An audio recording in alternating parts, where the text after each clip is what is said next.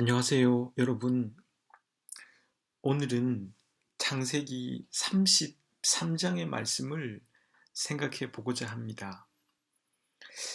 야곱과 에서의 이야기. 에서와 야곱의 이야기는 이제 그 클라이막스로 들어갑니다. 하나님께서 장자인 에서가 아니라 차자인 야곱을 선택하심으로 시작된 두 사람의 이야기는 야곱이 잔꾀와 술수를 부림으로 자칫 악연으로 귀결된 가능성이 짙었습니다. 허나 야곱은 20년의 시간 동안 자신을 되돌아볼 기회를 가졌습니다. 하나님께서 인생들에게 주신 소중한 것 중에 하나가 바로 자기 자신을 되돌아볼 수 있다는 사실입니다. 야곱은 그 시간들을 보내고 하나님께서 고향으로 돌아가라 하셔서 고향으로 돌아왔습니다. 그리고 스스로 뿌린 씨앗이 낳은 갈등을 이제 봉합하고 하나님께서 주신 약속의 성취를 향하여 나아가야만 합니다. 그걸 위해서 야곱은 에서와 마주하게 됩니다.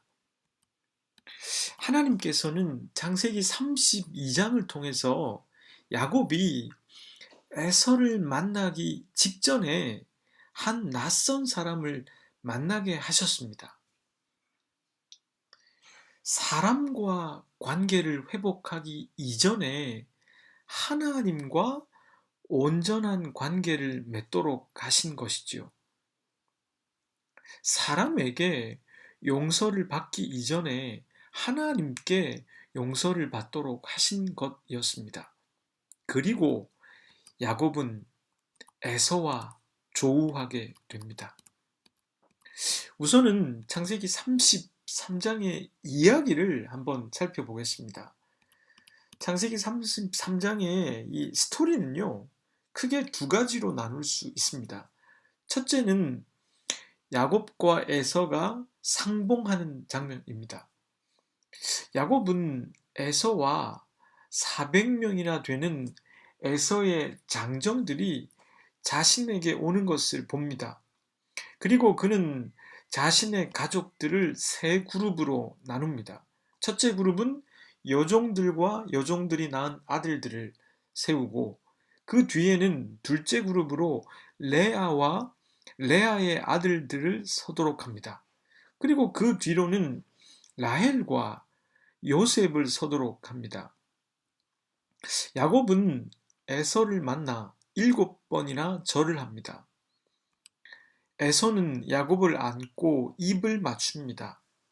그리고 야곱은 에서가 궁금해하는 자신의 가족들에 대해서 소개하면서 하나님께서 주신 은혜임을 밝힙니다. 그리고 야곱의 부인들과 자식들이 에서에게 절을 합니다. 에서는 야곱이 준 많은 양떼와 가축떼를 사양합니다. 자신의 소유가 족하기 때문에 그 가축들은 야곱에게 돌려주고자 합니다. 허나 야곱은 에서의 얼굴을 본 것이 마치 하나님의 얼굴을 본 것과 같다고 하면서 광권합니다. 에서는 그 선물을 받습니다. 둘째는 야곱과 에서가 각각 자신들의 장소에서 거주하게 되는 이야기입니다. 에서는 야곱과 함께 살 것이라고 생각한 듯합니다. 그래서 함께 자신이 사는 곳으로 동행하자고 제안합니다. 야곱은 자신의 자식들이 아직 어리고 약하며 가축대의 새끼들도 약하여 빨리 이동할 수 없으니 형 에서가 먼저 가도록 합니다. 에서는 그렇다면 자신의 종들이라도 주어 이동을 돕고자 했으나 야곱은 괜찮다라고 말합니다. 야곱이 형과 함께 거주하는 것에 대해서 에둘러 승낙하지 않은 것이겠지요. 그래서 에서는 세일로 돌아갑니다. 그리고 야곱은 숫곳이라는 곳에 와서 집을 짓습니다. 야곱은 세겜 성읍에 정착을 하게 됩니다. 그리고 그곳에서 세겜의 아버지 하몰의 아들들에게서 그 밭을 삽니다. 그리고 그곳에 제단을 쌓고 그곳의 이름을 엘헬로헤 이스라엘이라고 불렀습니다. 발음도 어려운데요. 엘헬로헤 이스라엘. 이 말을 번역하면 하나님, 이스라엘의 하나님이라는 뜻입니다. 이제 하나님께서 주신 이 말씀을 가지고 생각을 해 보겠습니다. 오늘은 세 가지의 키워드로 생각을 해 보겠습니다. 첫째 키워드는 화해입니다. 본문 3절부터 4절까지의 말씀입니다. 자기는 그들 앞에서 나아가되 몸을 7번 땅에 굽히며 그의 형 에서에게 가까이 가니 에서가 달려와서 그를 맞이하며 안고 목을 어긋나 맞추어 그와 입맞추고 서로 우니라. 야곱은 왜 이토록 자신을 바짝 낮추고 있을까요? 고대 사회에서 윗사람에게 존경을 표현하는 방법 중에 하나가 바로 땅에 엎드려 절을 하는 것입니다. 절을 받는 사람이 매우 존경을 받을 만한 존재임을 드러내는 행위이고, 절을 하는 사람은 그 대상 앞에서 아무것도 아니라는 것을 강조하기 위해서 이렇게 땅에 엎드려 절을 했습니다. 그리고 이 동작은 히브리 사회에서 완전수로 통하는 7번 함으로 존경과 겸손의 마음을 강조하여 거듭 전했습니다. 야곱은 마치 봉건 군주에게 절을 하듯이 그렇게 형 에서에게 20년 만에 첫 인사를 건네고 있습니다. 그것은 야곱이 스스로의 잘못을 인정하고 있기 때문일 것입니다. 자신의 잘못을 알게 된 것도 야곱이 성숙해 가는 그 과정의 산물이었을 것입니다. 그런데 이것은 단지 야곱이 인간적으로 에서에게 잘못했다는 것을 인정하는 것을 넘어서는 차원의 것이라고 생각됩니다. 왜냐하면 창세기 32장을 근거로 그렇게 생각할 수가 있습니다. 야곱은 야복 강변 나루의 씨름을 통해서 하나님과 화해했습니다. 그런데 그것은 값싼 용서가 아니었습니다. 무조건적으로 주어지는 그런 화해가 아니었습니다. 야곱에게도 20년의 시간이 필요했습니다. 자신의 잘못으로 인해서 그는 겪어야 했던 그 시간을 보내게 되었고, 그리고 하나님께서는 그가 쩔뚝거리게 하셨습니다. 이것으로 그는 장애를 가지게 되었을 가능성이 높습니다. 그는 나름대로 대가를 지불하고 하나님의 용서를 받았고 하나님과 화해를 이루었습니다. 이제 그는 다시 고향으로 돌아왔습니다. 그것은 20년 전 하나님께서 자신을 선택하신 그 장소로 다시 돌아와서 다시 시작하게 되었다는 것입니다. 이제 자신의 깨와 술수를 부렸던 것에 대해서, 다시 말하면 자신을 선택한 하나님을 믿지 못했던 것에 대해서 용서를 받았고 하나님과 진정한 화해를 이루게 되었습니다. 그가 하나님께 참으로 소중한 은혜를 입었다는 것입니다. 히브리 사회에서 축복한다는 것은 힘을 나눈다는 의미가 있습니다. 그러니까 야곱은 그 낯선 사람이 축복할 때까지 씨름을 했다는 거 아니겠습니까? 그것은 하나님의 힘을, 축복을 나누어 받았다는 것입니다. 하나님과 야곱 사이에 진정한 화해가 이루어졌고 소중한 은혜를 입었음을 뜻하는 것이죠. 그런데 그 은혜는 자만하지 말라고 쩔뚝거림까지 주시는 은혜였습니다. 야곱은 이제 그 하나님의 은총 앞에서 자신이 누구인지 보기 시작한 것입니다. 보다 더 정확하게 자신을 보기 시작한 것입니다. 그런 그였기에 에서에게 7번 절을 했습니다. 이것은 하나님께 용서를 경험한 그가 용서를 경험한 자로서 에서에게 나아가고 있음을 뜻합니다.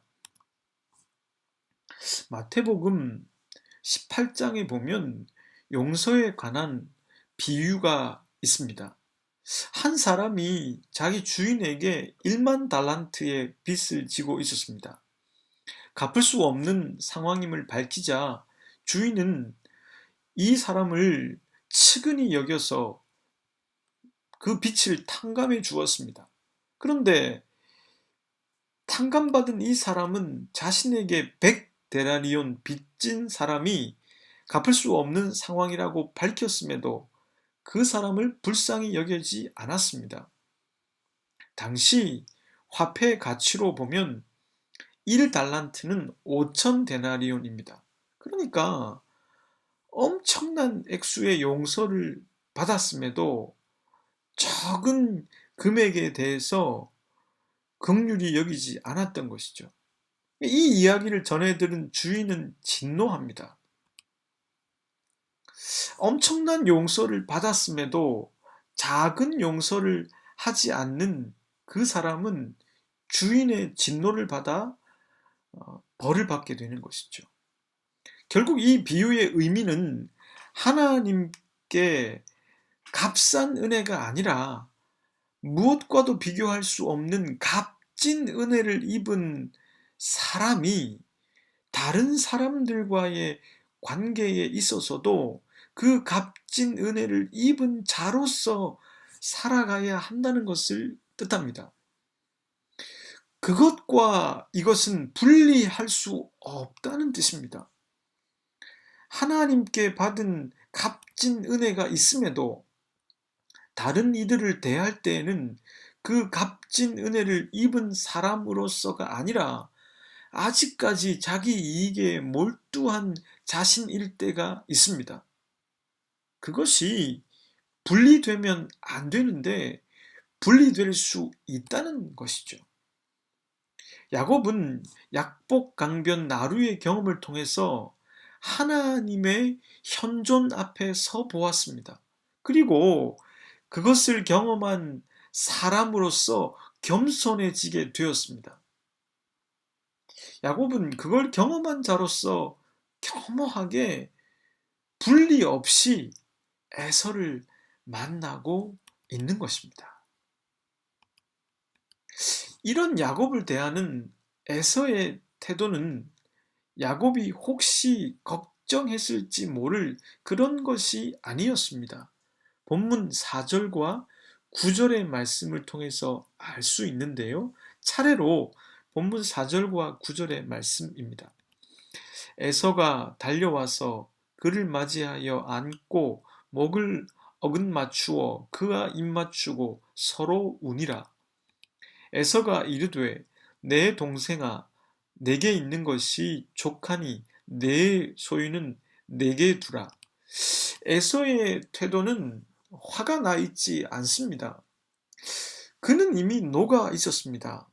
그는 4절을 통해서 알 수 있듯 마음에서 우러나와서 동생을 안고 있습니다.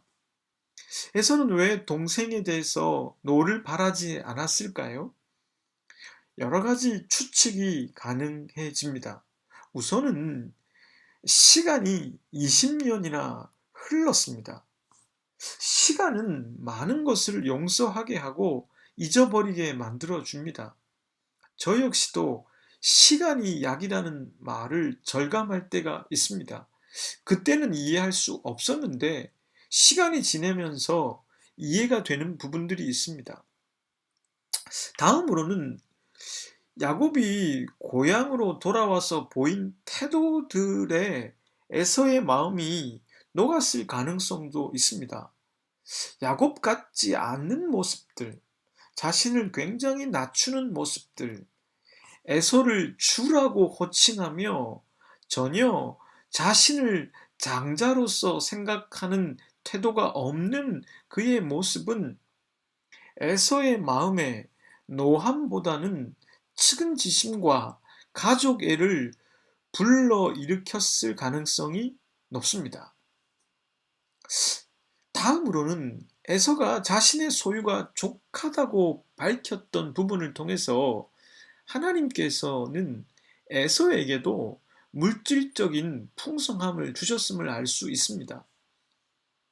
에서 역시도 풍족함이 있었기에 마음의 여유가 있었을 가능성이 있습니다. 그러나 본문에서는 직접적으로 하나님께서 에서에게 어떻게 그 마음이 녹도록 하셨는지는 묘사되어 있지 않습니다. 그러하기 때문에 에서의 마음이 녹은 것이 하나님께로부터 온 것인지 아니면 인간적인 것인지는 명확하진 않습니다. 그렇다고 해도 간접적으로 하나님께서 이 이야기를 이끌어 나가시면서 에서가 그런 태도를 갖도록 이끌어 오셨을 것입니다. 그리고 적기에 야곱이 에서와 상봉하도록 하셨을 것입니다. 둘째 키워드는요, 하나님의 은혜입니다. 첫째 키워드가 화해였는데 둘째 키워드는 하나님의 은혜입니다. 본문에서 야곱은 두 번이나 하나님의 은혜에 대해서 언급해 줍니다. 처음은 본문 5절을 통해서입니다. 에서가 눈을 들어 여인들과 자식들을 보고 묻되 너와 함께한 이들은 누구냐? 야곱이 이르되 하나님이 주의 종에게 은혜로 주신 자식들이니이다. 야곱의 이 말을 통해서 야곱이 2명의 부인과 2명의 여종 그리고 11명의 아들과 딸에 대해서 어떤 인식을 갖고 있는지 확인할 수 있습니다. 야곱은 지난 20년의 시간 동안에 하나님께서 자기 자신과 함께하고 계셨음의 증거가 바로 자신에게 주어져 있는 가족들이라는 것을 깨달았던 것입니다. 이게 하나님의 은혜에 대해서 첫 번째로 묘사하는 것이고요. 두 번째는 본문 10절과 11절에 나옵니다. 야곱이 이르되 그렇지 아니하니이다. 내가 형님의 눈앞에서 은혜를 입었사오며 청하건대 내 손에서 이 예물을 받으소서. 내가 형님의 얼굴을 배운즉 하나님의 얼굴을 본 것 같사오며 형님도 나를 기뻐하심이니이다. 하나님이 내게 은혜를 베푸셨고 내 소유도 족하오니 청하건대 내가 형님께 드리는 예물을 받으소서 하고 그에게 관건함에 받으니라.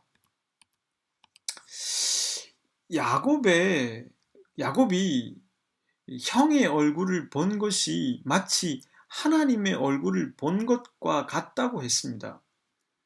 이것을 문자 그대로 해석한다면 야곱은 에서의 모습에서 하나님의 얼굴을 보았다는 것이죠. 이것은 에서의 모습에서 하나님의 용서하시는 은혜의 얼굴을 보았다는 뜻일 것입니다. 인간은 하나님의 얼굴을 볼 수도 없고 알 수도 없습니다. 그래서 사람들은 하나님의 얼굴이 이러할 것이라고 사람의 얼굴에 빗대어 표현하기도 합니다. 가장 많이 등장하는 것이 아기를 품에 안고 있는 어머니의 얼굴입니다. 이렇게 생각해 보면 야곱은 지금 자신을 안아주고 용서해 주는 그 형의 얼굴을 통해서 창세기 32장에서 그 낯선 사람을 통해 느낀 하나님의 얼굴을 어렴풋하게나마 보게 되었다는 뜻입니다. 그가 에서의 얼굴을 통해서 마치 하나님의 얼굴을 본 것과 같은 느낌을 받았기 때문일 것입니다. 야곱이 형 에서의 얼굴에서 하나님의 얼굴을 보았다는 표현은 그렇게 볼 수 있는 야곱의 눈이 생겼다는 뜻일 수도 있습니다. 야곱은 어떻게 그것을 볼 수 있는 눈을 갖게 되었을까요? 신학자들은 야곱이 쩔뚝거리는 장애를 갖게 되었다는 것에 주목합니다. 하나님께서는 야곱이 경박하게 자신이 새로운 존재가 되었다고 떠벌리고 다니는 것을 쩔뚝거림으로 막아주셨습니다. 그 쩔뚝거림은 하나님을 만난 증거요, 하나님께서 치르게 하신 대가였습니다. 그러하기에 야곱에게 주어진 은총은 값싼 은혜가 아니었습니다. 그는 값진 은혜를 경험했기에 에서의 얼굴에서 하나님의 얼굴을 볼 수 있는 눈을 갖게 되었습니다. 바울은 이러한 맥락을 고린도후서 5장에서 밝힌 적이 있습니다. 고린도후서 5장 17절에서 19절까지의 말씀입니다. 그런즉 누구든지 그리스도 안에 있으면 새로운 피조물이라. 이전 것은 지나갔으니 보라 새 것이 되었도다. 모든 것이 하나님께로부터 났으며 그가 그리스도로 말미암아 우리를 자기와 화목하게 하시고 또 우리에게 화목하게 하는 직분을 주셨으니 곧 하나님께서 그리스도 안에 계시사 세상을 자기와 화목하게 하시며 그들의 죄를 그들에게 돌리지 아니하시고 화목하게 하는 말씀을 우리에게 부탁하셨느니라. 우리가 새로운 피조물이 된 것은 그냥 값 없이 주어진 것이 아니었습니다. 우리와 하나님 사이에서 화목 제물이 되신 그리스도로 말미암아 얻게 된 하나님의 은혜입니다. 예수 그리스도를 통해서 우리들은 그 은혜를 보게 되는 눈을 갖게 된 것입니다.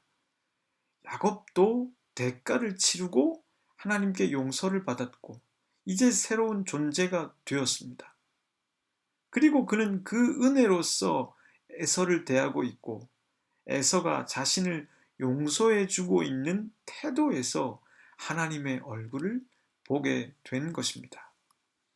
그렇다면 우리가 하나님의 값진 은혜를 알아가면 알아갈수록 그 은혜를 입으면 입을수록 여러 가지 모양을 지닌 사람들의 태도와 얼굴을 통해서 하나님의 얼굴을 보게 될 것입니다. 에서는 그런 야곱의 선물을 받아들입니다.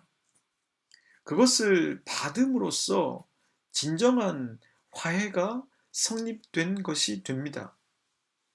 그리스도인들은 자칫 주는 것이 받는 것보다 낫다고 생각하기 때문에 주어야 한다는 강박을 갖고 살아갈 수 있습니다.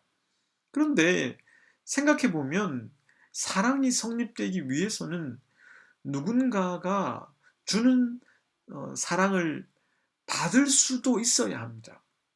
그러니까 누군가는 주는 사랑을 해야 하고 누군가는 받아주는 사랑을 해야 사랑이 성립되는 것이죠.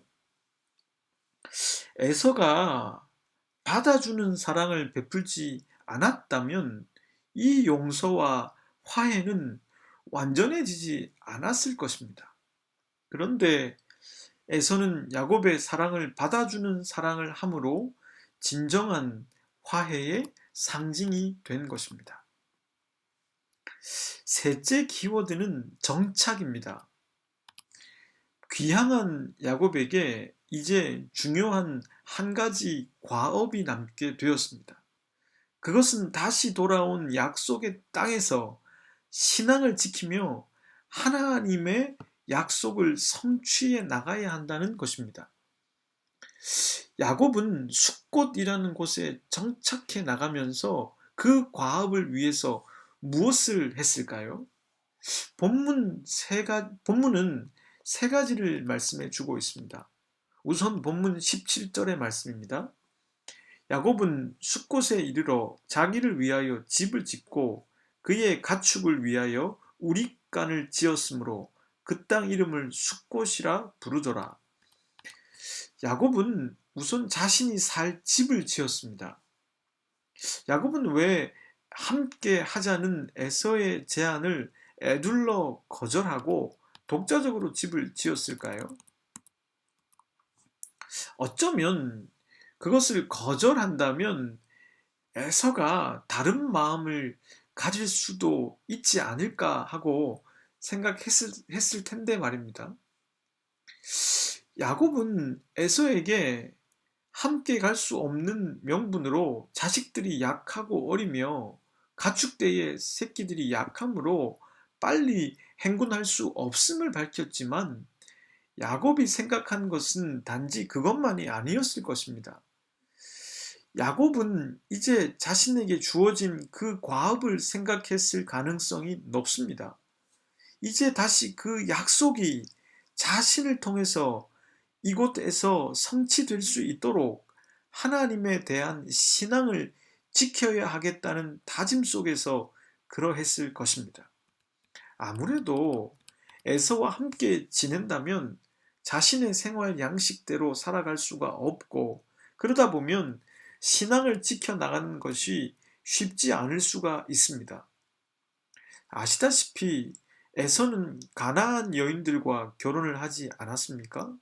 그렇다면 가나안의 여러 이방 신들이 영향을 줄 가능성이 있을 것입니다. 둘째는 야곱이 장사 지낼 곳을 사게 됩니다. 본문 19절의 말씀입니다. 그가 장막을 친 밭을 세겜의 아버지 하몰의 아들들의 손에서 백크시타에 샀으며 이 밭이 무슨 용도로 사용되었는지는 나중에 여호수아 24장 32절 말씀을 통해 알 수 있습니다. 32절의 말씀입니다. 또 이스라엘 자손이 애굽에서 가져온 요셉의 뼈를 세겜에 장사하니 이곳은 야곱이 백크시타를 주고 세겜의 아버지 하몰의 자손들에게서 산 밭이라. 그것이 요셉 자손의 기업이 되었더라. 이 밭은 야곱의 후손들의 장지로 사용되었음을 알 수 있습니다. 그래서 이집트로부터 가져온 요셉의 뼈를 이곳에 장사한 것이죠. 그러니까 야곱은 자신이 거주할 집을 마련한 뒤에 장사 지낼 만한 곳도 준비했습니다. 그것은 그가 죽음에 대한 생각을 갖고 살아갔다는 뜻입니다. 맹자는 맹모 삼천지교로 유명합니다. 그의 어머니가 처음에는 묘지 옆에 살게 되었는데 아들이 장례 흉내 내는 것을 보고 시장 옆으로 갑니다. 근데 이번에는 아들이 장사하는 사람의 흉내를 내는 것을 보고 학교 옆으로 갔고 그러니 아들이 공부했다고 했습니다. 그런데 이것에 대해서 요즘은 새로운 해석이 나옵니다. 맹자의 어머니는 제일 먼저 죽음에 대해서 피부로 알도록 하셨고 그 다음에는 현실의 삶을 깨우치도록 하기 위해 시장으로 갔다는 것입니다. 그런 다음에야 학문의 중요성을 강조해서 학교 옆으로 갔다는 해석입니다. 이것이 사실이 아닐 수 있습니다. 그러나 그러한 교육이 필요하다는 것에 대해서는 공감할 수 있습니다. 죽음에 대해서 인식하고 살아가는 사람이야말로 제대로 살아갈 수 있는 사람이 되기 때문입니다. 야곱은 약속을 성취하고 신앙을 지켜나가기 위해 죽음에 대해서 생각했던 것입니다. 셋째는 그는 제단을 쌓았습니다. 본문 20절의 말씀입니다. 거기에 제단을 쌓고 그 이름을 엘헬로헤 이스라엘이라 불렀더라. 그는 단을 쌓았습니다. 여기서 단이라는 것은 희생 제사를 드리는 제단을 의미합니다. 단을 쌓는다는 것은 새로운 땅에서 그 사람이 경배하는 신을 예배하기 시작했다는 뜻입니다. 야곱은 가나안의 신이 아니라 지금까지 자신의 삶을 은혜로 이끌어 오신 그 하나님을 예배했다는 의미입니다. 그래서 그 단의 이름을 하나님, 이스라엘의 하나님이라고 붙인 것이겠죠. 인간이 신앙을 지켜나가기 위해서는 무엇이 필요할까요? 첫째는 집이 필요합니다. 그것은 단순히 건물로서의 집을 의미하는 것이 아닙니다. 건물로서의 집뿐만 아니라 신앙을 지키기 위한 생활 양식이 있는 가정을 말합니다. 여러분들의 가정에 신앙을 지키기 위한 어떤 의식과 장치들과 문화들이 있는지 한번 생각해 보시길 바랍니다. 둘째는 죽음에 대해서 기억하고 죽음을 생각하는 작업이 필요합니다. 우리들은 산호라면 어렵지 않게 부고를 듣게 되고 가끔씩은 장례식에도 참여하게 됩니다. 이것이 우리들로 하여금 신앙을 지키게 하는 장치가 되어 줍니다. 셋째는 예배가 필요합니다. 이것은 단순히 공간으로서의 단을 의미하는 것만은 아닙니다. 예배를 소중하게 여기고 대하는 것입니다. 주일의 예배를 한 주일의 시작으로 삼고 그 예배가 내 삶의 중심에 있도록 하며 내 삶 속에서도 하나님께서 주시는 좋은 생각들과 선함 속에서 살아가도록 애쓰는 삶의 예배까지 드리는 것입니다. 이와 같은 세 가지의 요소가 있을 때 우리들은 하나님께서 우리들에게 주신 삶 속에서 신앙을 지켜나가며 의미 있는 생을 살 수 있게 됩니다. 이제 함께 기도하시겠습니다. 하나님, 야곱은 하나님과의 관계를 회복했습니다. 값진 은혜를 받았고 경험했습니다. 그랬기에 그는 겸손했습니다. 겉으로 겸손한 척을 한 것이 아니라 진정으로 겸손했습니다. 그는 그러한 겸손의 모습으로 에서에게 나아갔고 에서와도 진정한 화해를 했습니다. 그는 이제 다시 새롭게 하나님의 약속을 성취해 나갈 기회를 제공받았습니다. 하나님, 저희들이 비싼 대가를 치르고 하나님께 값진 은혜를 받았음을 머리가 아니라 가슴과 영혼으로 알게 도와주십시오. 그래서 그 은총을 받은 사람으로서 다른 일을 대하고 내 일을 해 나갈 수 있게 도와주십시오. 하나님의 은총을 받은 나와 일상을 살아가는 내가 서로 분리되지 않도록 도와주십시오. 야곱처럼 저희들도 신앙을 지키기 위해 각 가정마다 좋은 생활 양식, 문화, 의식들이 있게 해주시고 죽을 수밖에 없는 존재임을 자각하며 죽음을 기억하는 삶을 살게 해 주십시오. 아울러 예배가 우리 삶의 중심점에 있게 해 주십시오. 예수 그리스도의 이름으로 기도드립니다. 아멘.